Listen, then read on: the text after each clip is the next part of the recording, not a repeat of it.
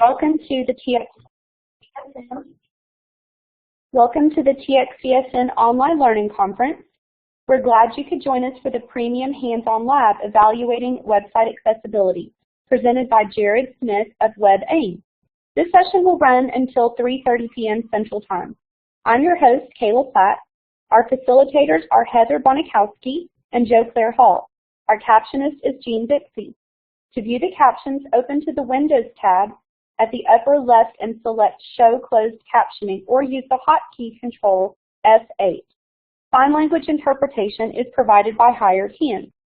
Please notice the participant window to the left of your screen. Here you'll find the buttons to raise your hand, respond to polling, and use emoticons. The chat window is where you can ask questions during the presentation. Please note that moderators will be able to view all chat comments.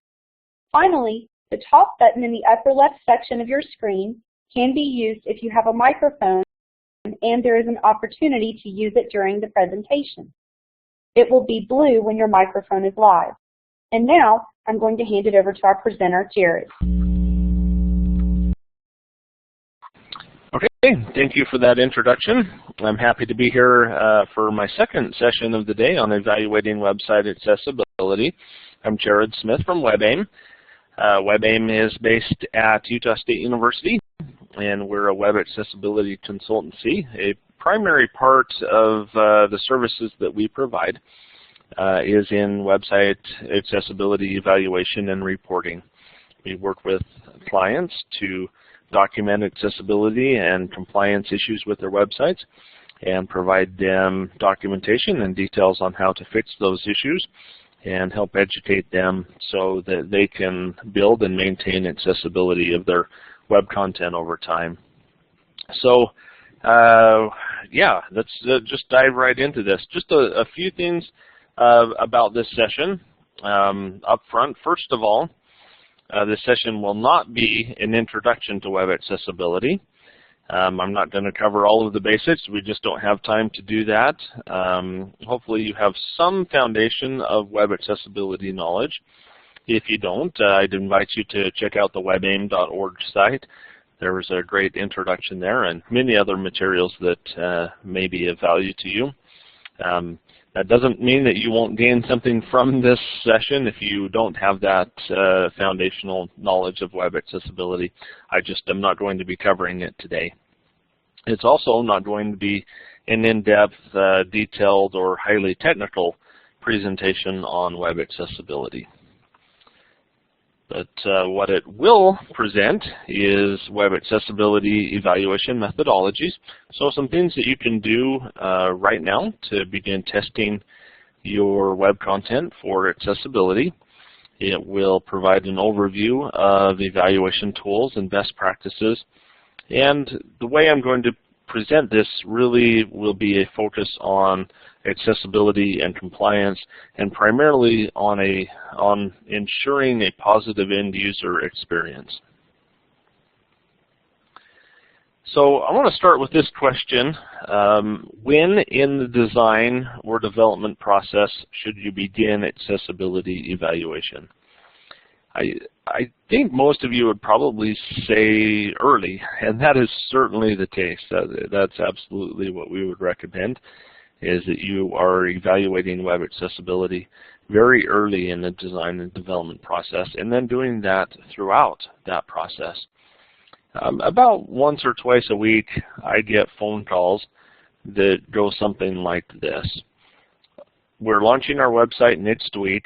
Can you help us with web accessibility? And really at that point, it's quite difficult to really address accessibility issues, at least in a meaningful and comprehensive way. When, on the other hand, people call me and say, we're beginning a redesign of our website and we'd like to have your help throughout this process, that is much, much more effective.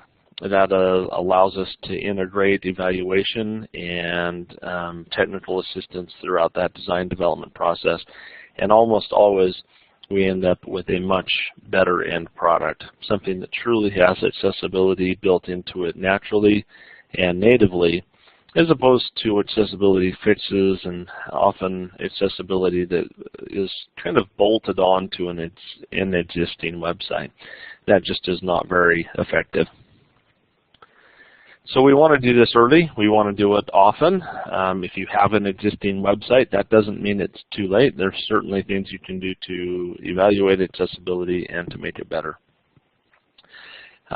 Which does bring us to the point of accessibility versus compliance. Accessibility is about the human experience. It's about the efficiency of a website, how friendly it is, how it adapts to the end user needs. If they're coming to your web page with a screen reader or magnifying the page content because of low vision, or increasing the text size, or overriding your page colors, or navigating with a keyboard or other type of assistive technology as opposed to using the mouse. If they come to your web page and they can't hear multimedia content. These are all things that really impact the end user experience. And compliance helps to reflect that end user experience, but it does not ensure it. So we are always going to favor accessibility over compliance. Compliance allows us to provide, let me put it this way, compliance provides a measure of accessibility, but again, it does not always reflect a positive end user experience. Maybe another way of saying this is that your site can be compliant with a set of accessibility guidelines, yet still very inaccessible to some users. We want to focus on the end user experience and use compliance and guidelines to help inform that experience, to help provide maybe some sort of measure of that end user experience. So along those lines, we also have technical accessibility versus functional accessibility. So technical accessibility would be along the lines of compliance, implementing technical aspects of accessibility, whereas functional accessibility, again, is about that functional experience of a human, of the end user. So an example of this is maybe keyboard accessibility, and we'll talk in more depth about this in just a little bit. But you can make a website so that it's technically accessible to a keyboard user. But I want you to think for just a moment about your website or a website that you're very familiar with. And for a keyboard user, they will generally navigate using the Tab key and Shift tab to navigate backwards. So the Tab key, hitting the Tab key, allows you to navigate through links and form controls on a web page. So think about your page or some page you're familiar with. How many times would you have to hit the Tab key on the keyboard to navigate from the beginning of the page, maybe through the site logo, through the site navigation, maybe if there are drop-down or fly-out menus, you'd have to navigate through those, maybe through search functionality. Maybe if there's a sidebar on the web page, you may have to navigate through that before you get to the main content area of that page. It may be tens, it may even be hundreds of times that the user would have to hit that Tab key to navigate through all those elements. And then imagine for a moment a colleague of mine who is paralyzed from the neck down. He uses a stick in his mouth to navigate using the keyboard. Now for him, your site may be technically accessible. Yes, he could hit the Tab key tens or dozens or hundreds of times to navigate to the main content area, but is he really going to? It's technically accessible to him, but functionally it's not a very positive experience if he has to do that repetitive task numerous times. So we want to, again, focus on functional accessibility. We use technical accessibility and guidelines to help get us closer to it, but ultimately we want to be evaluating our sites to ensure a positive experience. Angela has a question, so how does one build layers for technical access? I'm not exactly sure I understand that question. It may have to do with okay, and maybe I'm sounds like I'm really putting a negative aspect on technical, guidelines and standards. They're wonderful, and we're gonna talk about them. But we're going to use those as tools. We're going to use them as guidelines while focusing on functional accessibility. Yeah. So instead of hitting the tab key hundreds of times, well, there are things that you can implement into your site, such as headings. You can implement a skip to main content link at the beginning of your page that allows you to jump over that repetitive navigation and jump to the main content area. You can define what are called the regions or landmarks within a web page that allows the user to quickly jump to the main content area or jump to navigation or search or your footer or your sidebar, things like that. There are technical solutions to many of these, but those technical solutions are helping us ensure a functional, positive experience. So, okay, hopefully that provided a little bit of clarity there. So, because accessibility is about that human experience, only humans can adequately evaluate true accessibility. Tools, processes, automated things can be helpful, but it is always going to take human manual evaluation to truly determine whether something is accessible or not, or even to determine whether it is compliant with some technical standard or not.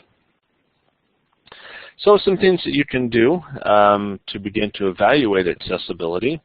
One is that you can use a checklist, and checklists are really helpful, right? They lay everything out that you need to look at in a useful way. Accessibility checklist can help you ensure that you don't miss something that's really important that otherwise may be difficult to evaluate or might easily be overlooked in your evaluation of a web page. So there are three big standards or guidelines that have historically been used.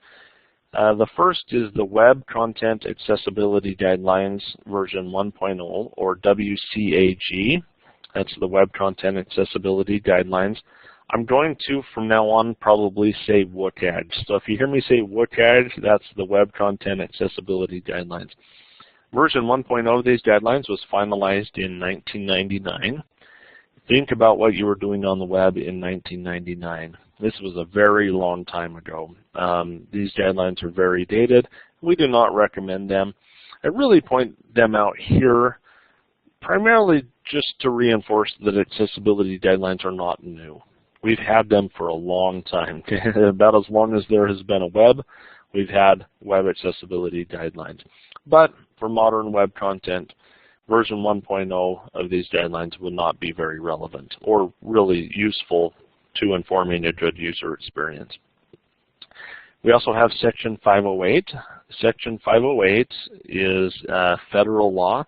It applies to federal agencies and requires that they purchase or build or use accessible technologies.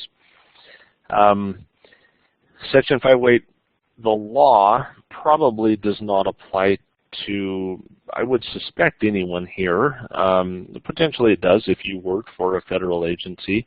However, Section 508 does have applicability in a lot of different ways, primarily with entities that receive federal funding. Many states have come along. There we go. Born made to come. Many schools receive federal funds, yes.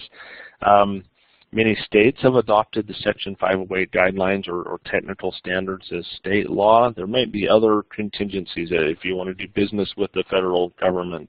Yes, Texas does have state law for accessibility, and I believe that closely mirrors the Section 508 technical standards. It's just important that we keep a distinction between Section 508, the law, and Section 508, the technical standards that are defined in that law.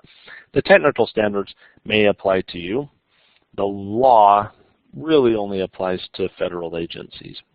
Doesn't really matter that much. I just want to make that distinction. But Section 508 does have technical standards for web accessibility. However, these guidelines or standards are very minimal. There are 16 requirements for Section 508 for web content.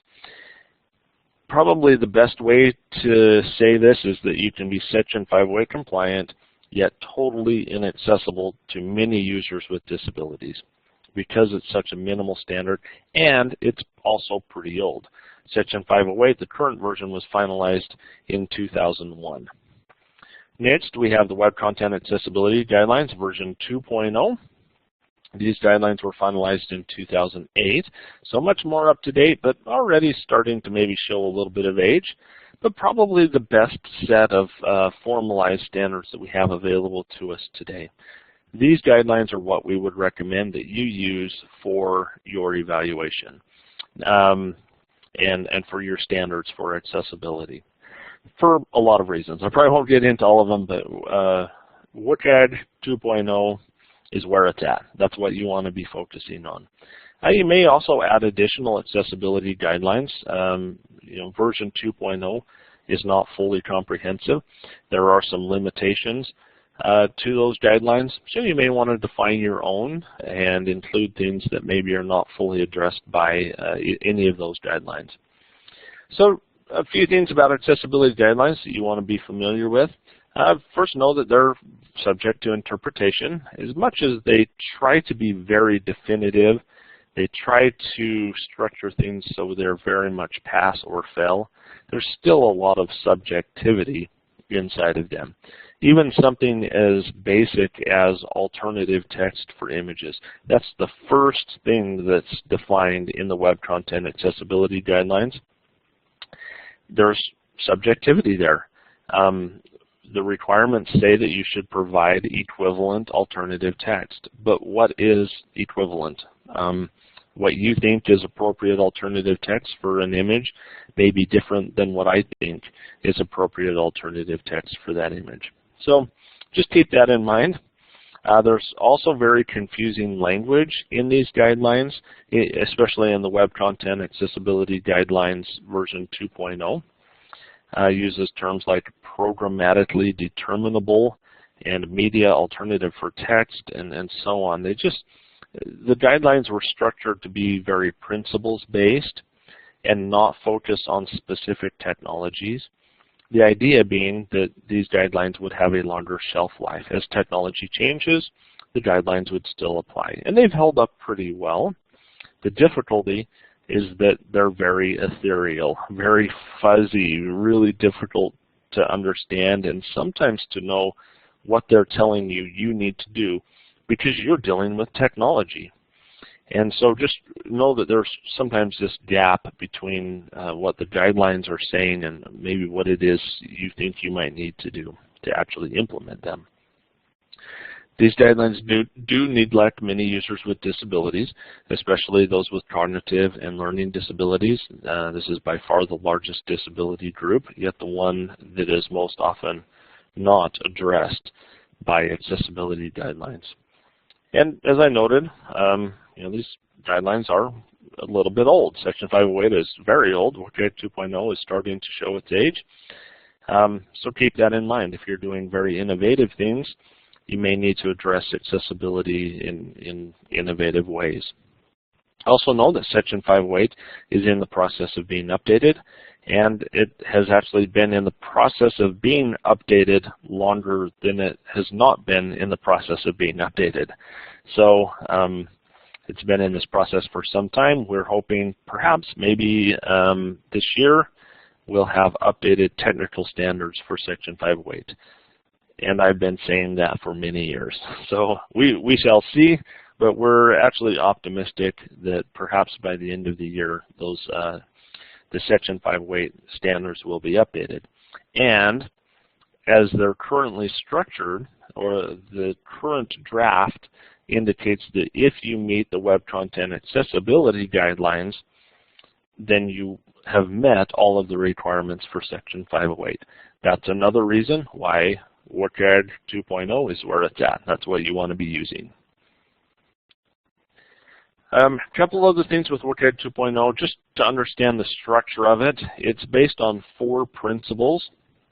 Those principles are perceivable, operable, understandable, and robust. So if you think of perceivable, operable, understandable, and robust, if you take the first letters of those principles, it forms an acronym POUR. We're going to create poor websites. If that helps you remember those 4 principles, hopefully that might be helpful to you. POUR. So perceivable, the user can get the content to their senses in a way that's useful to them. Operable, they can navigate or interact within that content. Understandable, it makes sense to them and is meaningful. And robust means that it works with technology. It actually is compatible with, say, their screen reader or other assistive technology.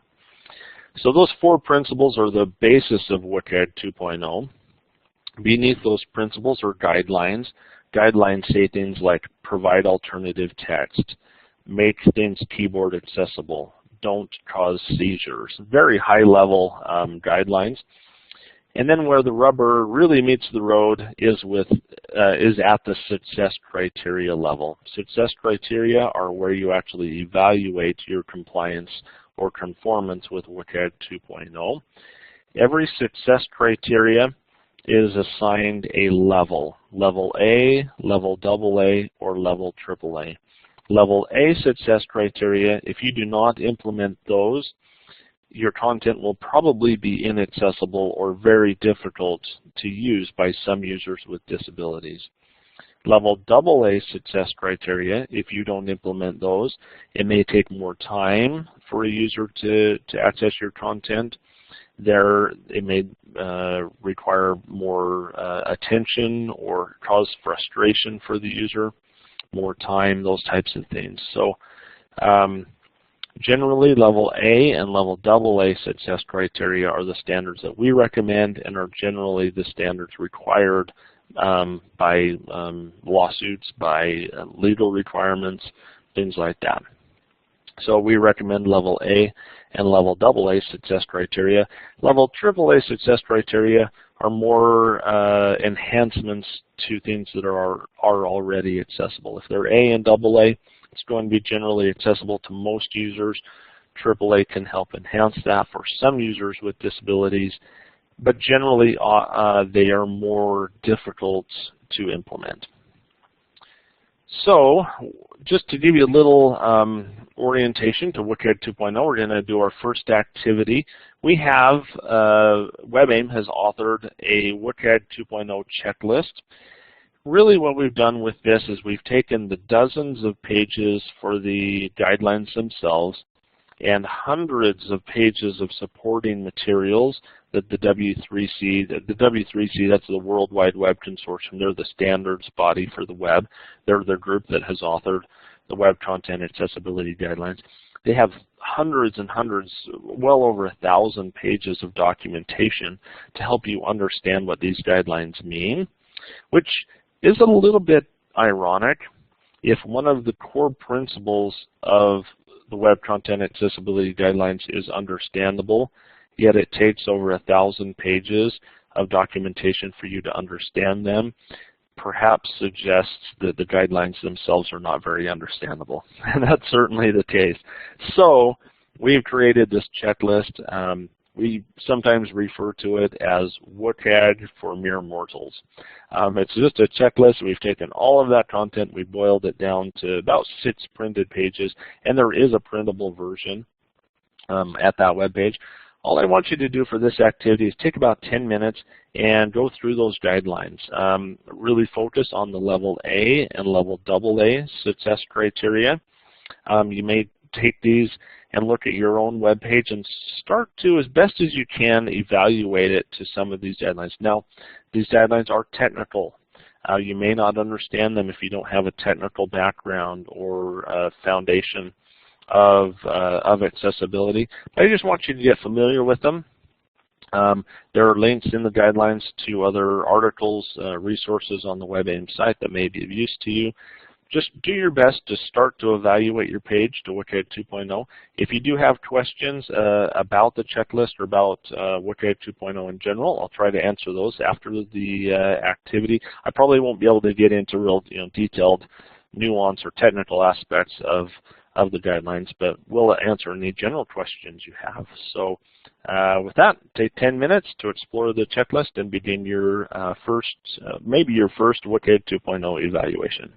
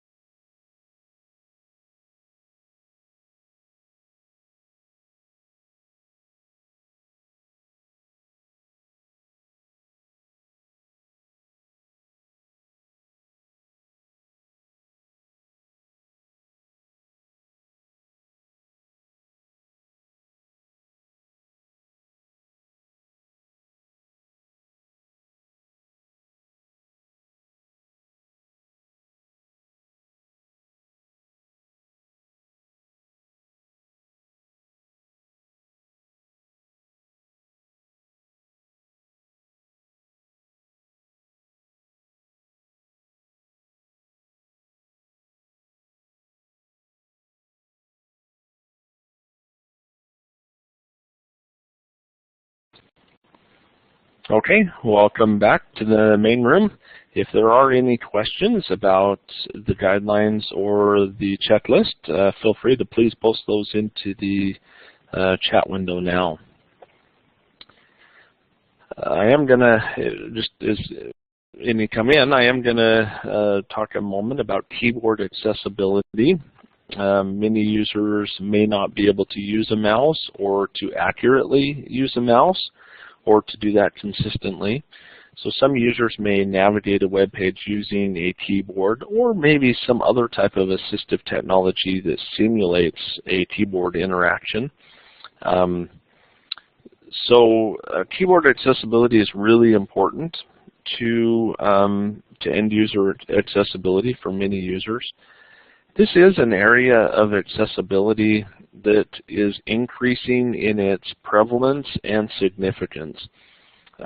Keyboard accessibility, if you would have asked me 10 years ago about something that I would have thought we would have had figured out by 2016, it would have been keyboard accessibility. Unfortunately, that's not the case, and there are many significant keyboard accessibility issues present on the web. And we see it a lot in the work that we do here at Webaim. So fortunately, it's quite easy to do keyboard accessibility testing. Just put your mouse away. Don't use your trackpad. Using only the keyboard. Can you navigate the site using only the keyboard? Is all functionality that's available to mouse users available via the keyboard? It's also important that a visible keyboard focus indicator, or what's called an outline, be present. So by default, when you navigate with the keyboard on a web page, the browser will draw typically a little dashed line or maybe a blue halo or glow around the element that currently has keyboard focus. So as you hit the tab key to navigate, it will provide a visual indication of that focus. This focus indicator, however, can be turned off via a little bit of code in your page's CSS. So it's really easy to turn that focus indicator off. That will render the page almost entirely inaccessible to a sighted keyboard user. As they navigate through the page, there's no way to tell where they're at within that page, or what thing currently has focus that they can then activate or interact with. For instance, a link, they could hit the tab key to navigate to it, and then the enter key to activate that link. But if they can't tell which link on the page has focus, there's no way for them to know what will activate if they hit the enter key. So very, very important to accessibility.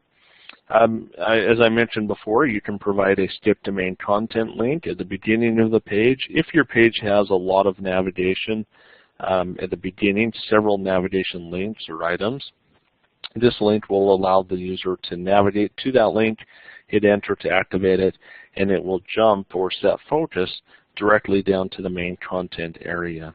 So make sure that if the site needs one because it has repetitive navigation, that link is available, that it actually works correctly, that it is visible, at least when it receives keyboard focus. Sometimes these links are hidden, so they only become visible when the user navigates to them with the keyboard, and that's generally acceptable, but you want to make sure that the user can actually see and interact with them. You want to make sure that the navigation order is logical and intuitive. That usually means that it will follow the visual flow left to right, top to bottom through the web page. So as you're using your keyboard to navigate, you generally will use the Tab key to navigate through links and form controls. Shift plus the Tab key will navigate backward. Enter or the return key will activate a link or a button. The space bar will activate checkboxes and can also be used to activate buttons. So if it's a button that you navigate to, you can use Enter or the space bar to activate it. The arrow keys can be used for things like radio buttons, to select the radio button within a set of radio buttons that you want to choose from. It can be used with select or drop-down menus, and then other less common, more complex widgets within a web page, such as sliders or tab panels or autocomplete, where you type and then can select a suggested item from a list, tree menus, and so forth. Also, the Escape key can generally be used to close dialogues or menus. So if a menu or dialog window opens and is displayed on the screen, the Escape key is a standard interaction to close out of that dialog or collapse that menu. And there's some more to keyboard navigation, but these are the primary keys that are used for navigation within a web page. Now, if you are on a Mac, there is a setting that you will need to set in order to do keyboard testing, and it's found in your System Preferences. And then you go to Keyboard, and then there's an option for keyboard shortcuts, a little tab at the top of the page for keyboard shortcuts. And at the bottom of that page, you will select All Controls under Full Keyboard Access. By default on a Mac, it will only navigate to text boxes and a few other interactive things within a web page. You want to change this to All Controls so that it will navigate through all interactive elements in a web page. So this is something, if you're on a Mac, that you're going to want to set in order to do your keyboard testing. So with that, we're going to do activity 2, and this is keyboard accessibility testing. I want you to go to your home page or a web page you're familiar with. I'd like you to actually do several of these. Maybe find a web page that, in addition to your own web page, that you frequent, and I want you to just put that mouse away and using only the keyboard, and really try to hold yourself to this, using only the keyboard, start hitting the Tab key. You will notice as you start hitting the Tab key, it may navigate through the browser tabs or controls, the address bar at the top of your browser. Then it will come into the web page itself, and you'll be able to start navigating through the page. Just based on those principles that we've talked about, I want you to do some basic keyboard accessibility testing on several pages and see if you can identify things that may be an issue. I also want you to pay particular attention to how many times you have to hit that Tab key on particular pages to be able to navigate through it and actually get to the content or functionality that you're looking for. As you do this, also test activating things. You may try some forms. Maybe there's a contact form on your home page. Try to navigate through that and maybe activate that form or activate links or menu items using only the keyboard. So we'll take 10 minutes for this activity. And if there are any, I do see a question come in. I'll address that after the break. And if you have any questions or comments about keyboard accessibility, we'll pick those up after the 10-minute activity. Jared, did you already address the question of this LMS platform? I didn't, but yeah, let me go ahead and do that. The question is, does an LMS platform generally make course materials and resources uploaded to them accessible, and or are there LMS platforms that do this more readily than others?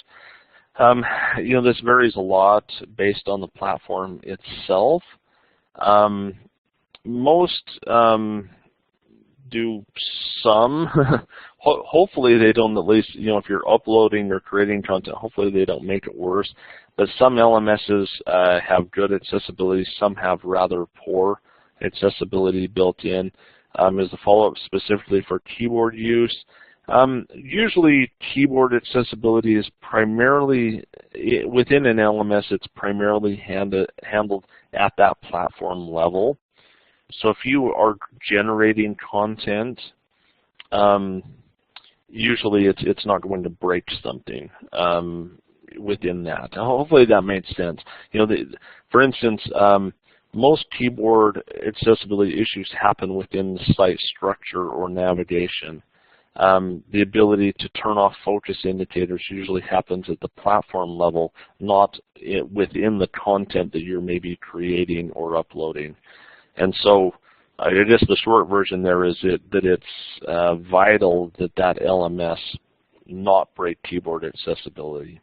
And so I can't, I know of some LMSs that do a good job. We've worked with Canvas is one that I know is doing a great job with accessibility. Blackboard has a big accessibility initiative. There are others, but you're going to want to do some testing. And fortunately, that's what this session is about. You can go back and start to do some of this testing to see how well your LMS stacks up. So, okay, let's go ahead and do our 10-minute activity now. Jared, do you think they need to be into small groups to do this, or just stay in the main room? I think we could, either way, I think we could probably stay in the main room, and then maybe if there are any questions or comments, we could take them as we go. Good deal.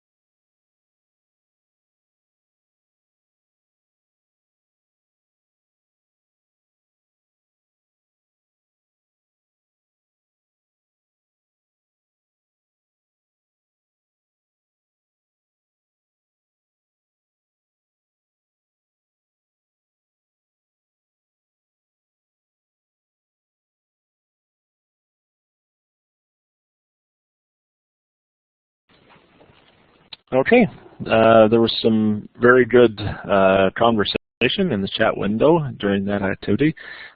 Just one thing I want to highlight, if you weren't following along, was just the question came up about mobile or tablet keyboard accessibility. And generally we interact with a tablet or phone via touch and swiping and things like that. But many users with motor disabilities, as well as users with visual disabilities that may be using a screen reader, may rely on a keyboard to interact with a tablet or a mobile phone.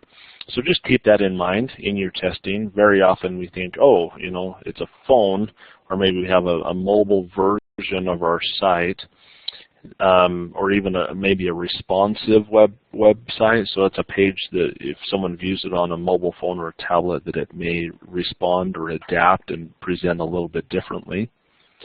And very often we think, well, we don't need to worry about keyboard accessibility because it's a touchscreen device. But a user still may use an external keyboard, maybe a Bluetooth keyboard, to navigate using that device. So just keep that in mind in your testing. There's also the question about voice control or voice activation. Most users interact with a mouse or they interact with a keyboard. Voice control is a little bit in between. It's a little bit different. Generally for desktop, there is voice control software that you can do many of these types of interactions using only your voice. You can say, for instance, click the login button, and it'll essentially create a mouse click on that particular element. So there's a little bit of a nuance there with voice control that you can do. Generally, if you make it mouse accessible and you make it keyboard accessible and address other accessibility principles, it's generally going to be voice control accessible. Let's see. I'm just reading through the comments. There's been some good ones here. Okay, yeah. So Alicia just makes the comment that there is voice control software that can do these types of actions, using only voice control. So, okay, very good. Let's continue on. Some other things you need to consider when you're conducting your evaluation is you want to check for alternative text for images. You want to focus on content and function, ensuring that the content of an image, and if the image is clickable, the user can click on it with the mouse or activate it with the keyboard, that function is defined in the alternative text. So you want that text to be succinct, yet accurate and equivalent. Most images, the alternative text will be 1 or 2 words. Occasionally it will be a little bit longer, and very occasionally it will be maybe several sentences or even longer. But generally quite short and succinct is sufficient for most images.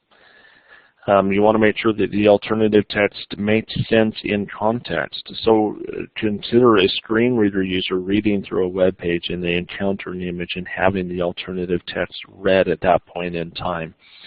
If we only view an image in isolation, we can come up with good alternative text, but when we have that alternative text read in the surrounding context of that image, then it may not make quite as much sense or really be relevant, or it may even be repetitive or redundant with text that is near or adjacent to that image.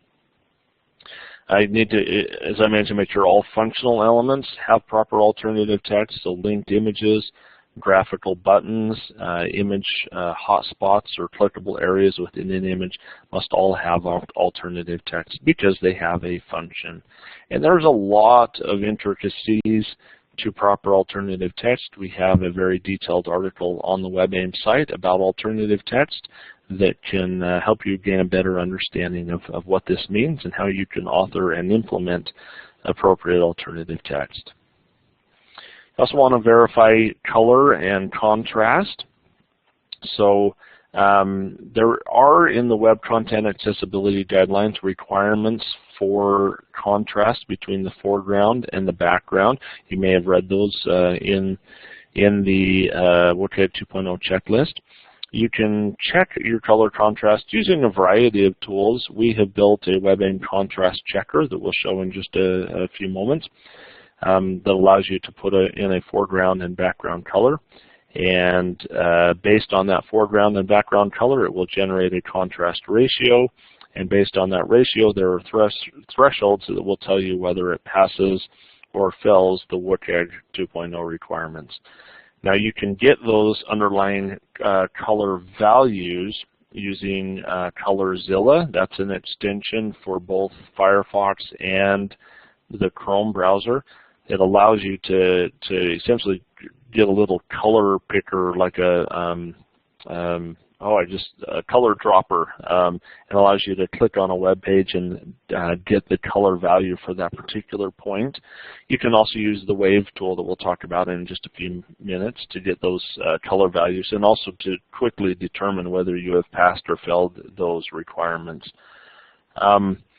If you want to test for color blindness or other visual disabilities, beyond blindness, things like low vision or low contrast acuity or obscured vision or double vision, things like that, there is a Chrome extension that's called No Coffee. It's a kind of an interesting name, but the No Coffee Chrome extension will simulate various types of visual disabilities, including color blindness or color deficiency. And there are many different forms of color blindness, and allows you to experience your web page as it would be viewed by a user with various types of visual disabilities. So it's not so much to verify that your page really works, but allows you to experience your page with those types of disabilities.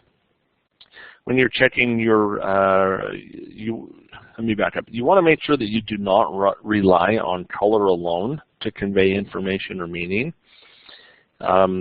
If a user cannot see that color, or maybe if they've overridden your page colors, maybe they've enabled a high contrast view within their computer, that color information would be lost. Also, someone that's blind is also colorblind. That sounds really obvious when I say it, but it's often overlooked. A screen reader will not always read color information from a web page.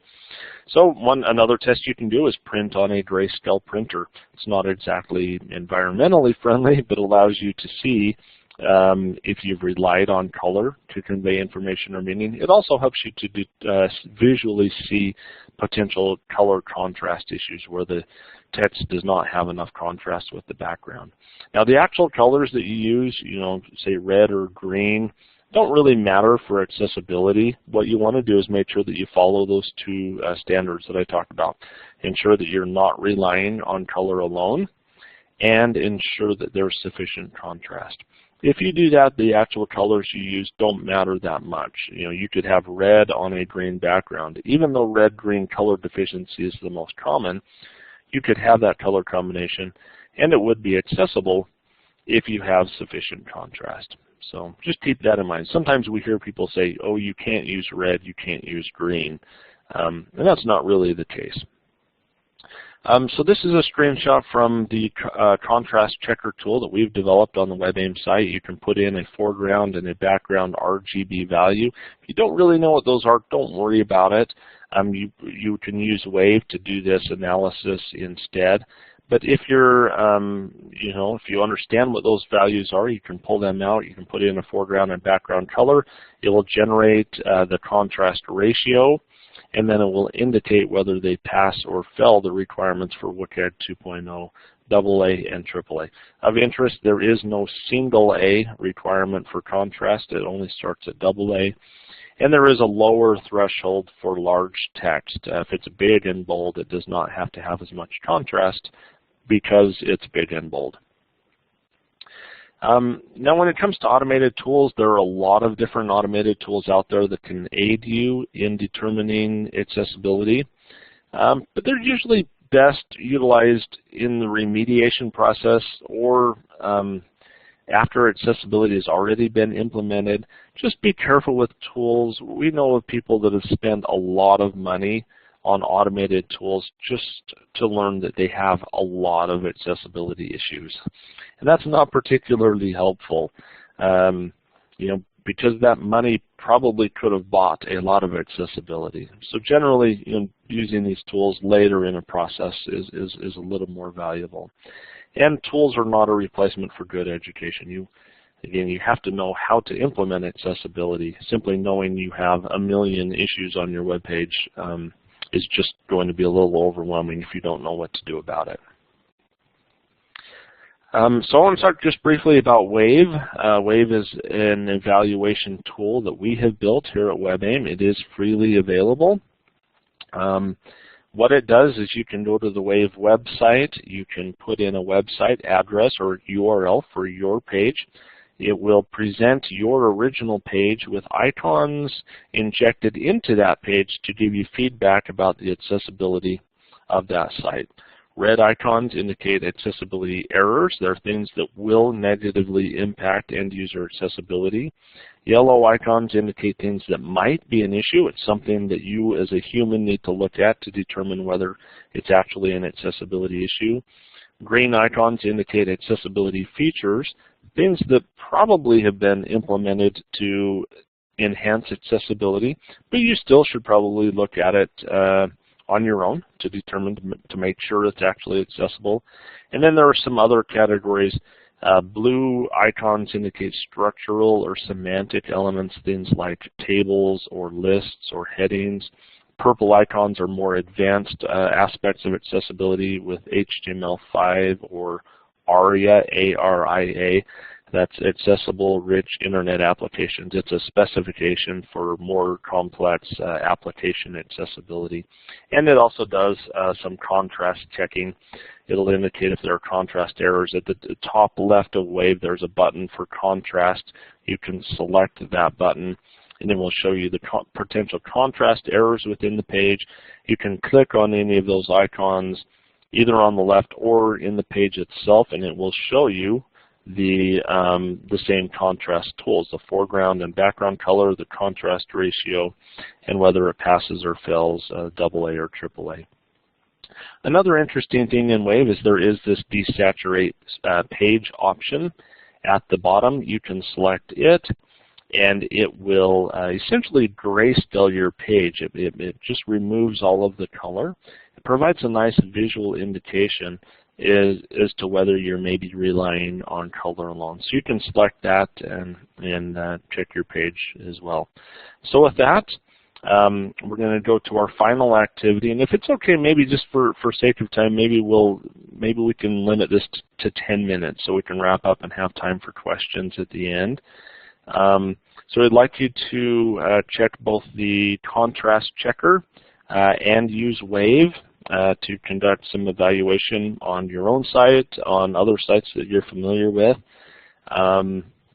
If you do have questions, I'll try to address some of those after we get back. One other quick note on Wave, we do have a Chrome extension. So if you have password protected pages or intranet pages or even something local on your own computer, the Wave online tool will not be able to evaluate that. Our service has to be able to access a publicly available page in order to evaluate it. But with the Wave Chrome extension, you can evaluate any page directly within your browser. So that might be something during the next 10 minutes here or so. If you want to get the extension for Chrome, you can play around with it as well. Okay, so let's jump to our activity. And again, maybe 10 minutes so we have some time at the end. Okay, I will break you out into small groups this time so that you can talk to your group leader about questions and what you see. And you can also share if you find a website that's really good or maybe the opposite. Go ahead and share with your little group. So you'll be broken out in a group here in just a minute.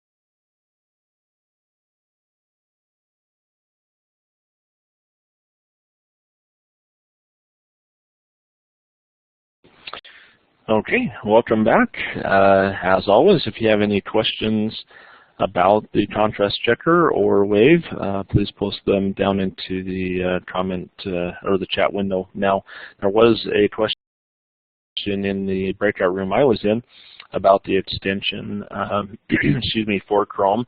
That is available on the Wave homepage. At the bottom, there's a link for extension, and that will take you to the page where you can download that extension. It's also available in the Chrome Google store, so you can just search for it under extensions there and find Wave to install directly within the Chrome browser. Okay, real quickly, just a few other aspects of evaluation that you would want to consider. You may want to check in a screen reader. For more complex or advanced content, checking in a screen reader becomes more necessary. You would want to focus on navigation, on forms, on document structure, especially if you have dynamic content or really complex interactions within a page. You would want to test those with a screen reader. We do have tutorials on the Webaim site for using 3 of the most common screen readers: JAWS, NVDA, and VoiceOver. VoiceOver is the screen reader that comes on the Mac platform as well as any iOS device.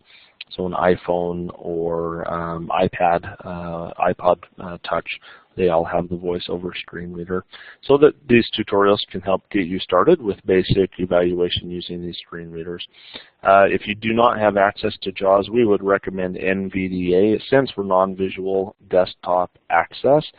NVDA is a free open source screen reader that works very well for basic evaluation. When you do your screen reader testing, put your mouse away. Don't look at your monitor. That'll give you a better experience.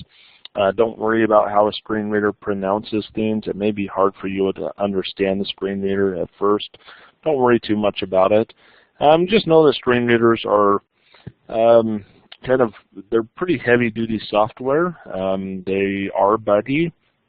There are issues with them. So just keep that in mind, that sometimes the screen reader will do weird things, and it's not your fault. You may also want to conduct user testing. User testing, especially for more complex things, can be really valuable. Do be careful with user testing. Get your act together first. Make sure you've done things like Wave and your own evaluation first. Don't bring in a user with a disability to have them tell you that you're missing basic accessibility, right? That's really just a waste of their time. So really focus on broad user testing with users with disability instead of having them find issues or instances of inaccessibility.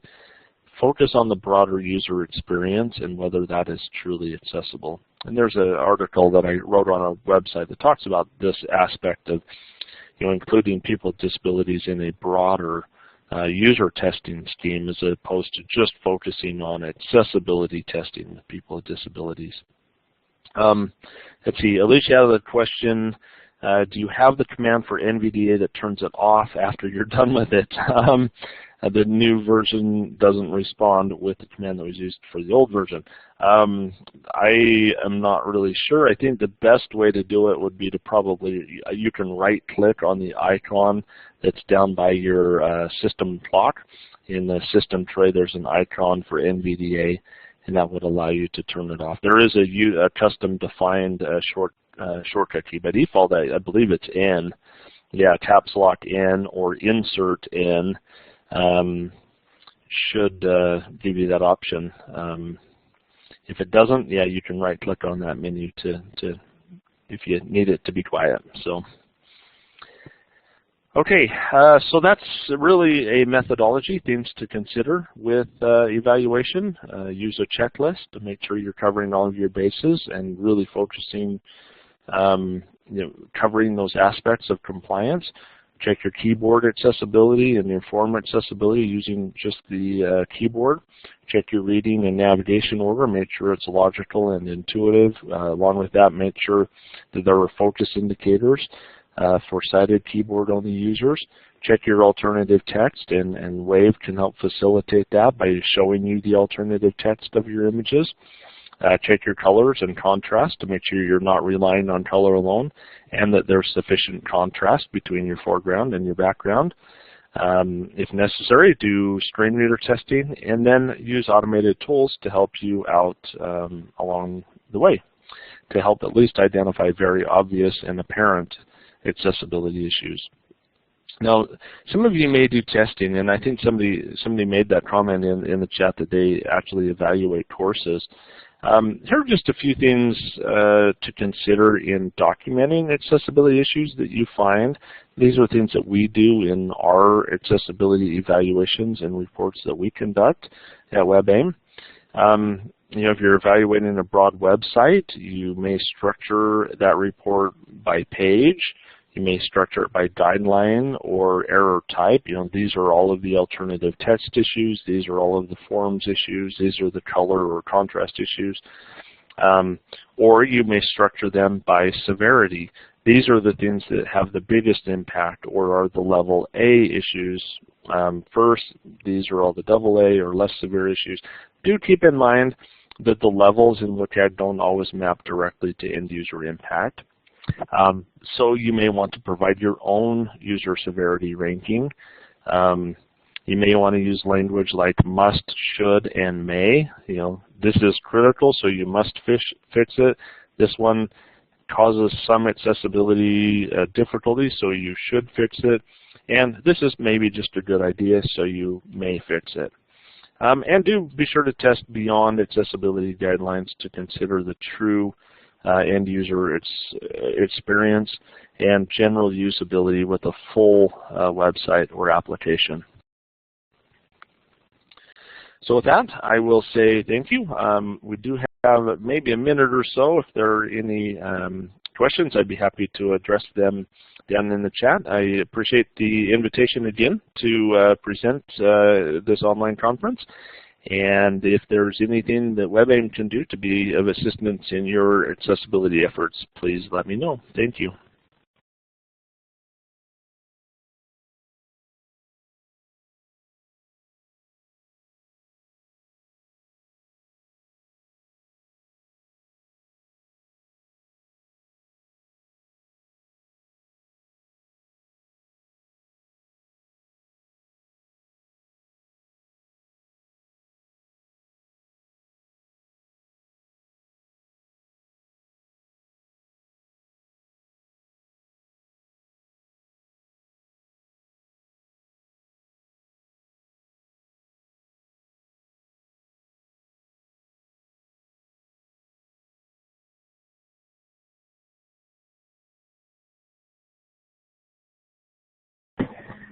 Okay, well, thank you so much, Jared. Thank you for attending this session, and thank you to Jared for sharing your expertise. To receive your continuing professional education credits for attending this session, fill out the survey posted on the conference homepage, conference.txvsn.org. Your CPE credits will be emailed to you within 2 weeks.